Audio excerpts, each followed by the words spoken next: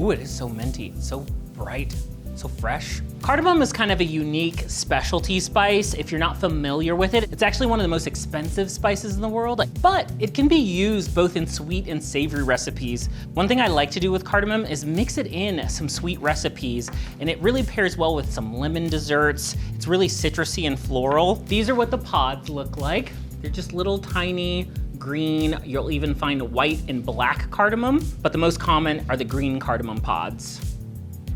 If you give it a sniff, you'll get a lot of lemony, citrusy notes. It's very bright smelling. I just love the way it smells. And of course, it comes in a ground variety. With any spice, whole spices are gonna give you the most punch of flavor. But if you're looking for a quick way to incorporate it into a recipe, go ahead and use the ground. This is what I like to use in baked recipes because the whole cardamom pods, you'll have to grind it in a spice grinder, get it down to a fine powder.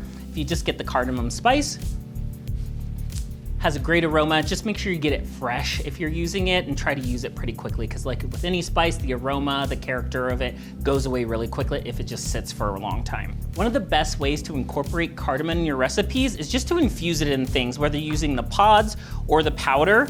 So what I like to do, especially for sweet recipes, is just make a quick icing. You can just do your normal quick icing, just some powdered sugar, a little bit of cream or milk, a touch of vanilla. So I'm gonna get this mixed up. What I like about a quick icing, and you can put this on anything, top this on your cupcakes, on a donut, of course, whatever recipe you're doing a little icing on, give it something a little special and unique by adding some cardamom to it. So I'm just gonna get this to the right consistency. Everybody's used to cinnamon in baked goods. I think it's time that we try some new spices in our baked goods just to make them a little more fun and unique.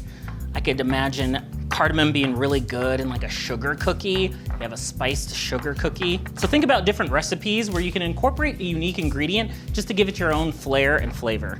Something unique always impresses family and friends. That's all it takes, just a little cardamom and just a simple recipe like an icing.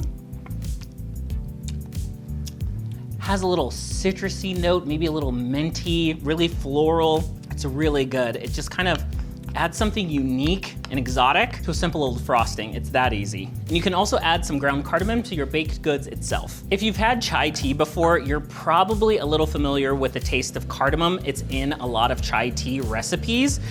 Cardamom is also a main ingredient in masala, so a lot of Indian cuisine uses cardamom for sure. I like to infuse this in tea if you're making any kind of tea, green tea, black tea. You can give it some unique flavor just by adding a few cardamom pods. You do want to crack them a little bit, add them in, and since this is kind of an expensive ingredient, a little goes a long way. So you just need a few pods into a few cups of water, bring it to a boil, infuse the pods in that liquid, and then you can steep your tea. You can do loose leaf tea. It's a great addition to any hot beverage, or turn it into an iced tea.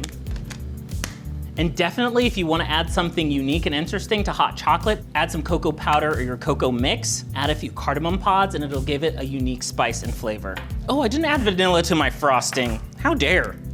And I could use a little more cardamom. It's fun to say, cardamom.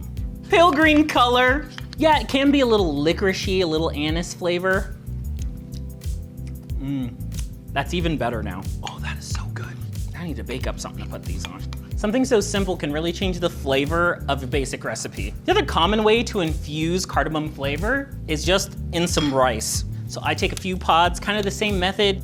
Get your rice cooker going and prepared, and then you'll add just a few of these pods to the top. And then once it's done cooking, these should be floating on the top. You can just fish them out with a spoon or a fork, but be sure to crack those pods, and just a few. Probably 3 is enough, but I'm gonna add 4. Just a few cardamom pods in your rice will really give it a nice aroma and flavor of those pods. Something else that's also common with cardamom pods is just to eat them as is. They have a really minty, refreshing flavor.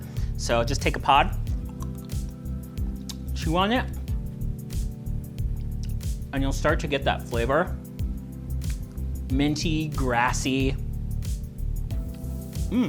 It's so unique. But yeah, you can just chew on a cardamom pod itself, just kind of as a breath freshener, as cleanse your palate a little bit. Now you can chew them up and swallow them, of course, but I usually tend to just chew on them for a while and then spit them out. Ooh, it is so minty, so bright, so fresh. It really does take over your mouth, so it's kind of like a palate cleanser. This might be something you haven't tried before, but I would definitely give it a shot.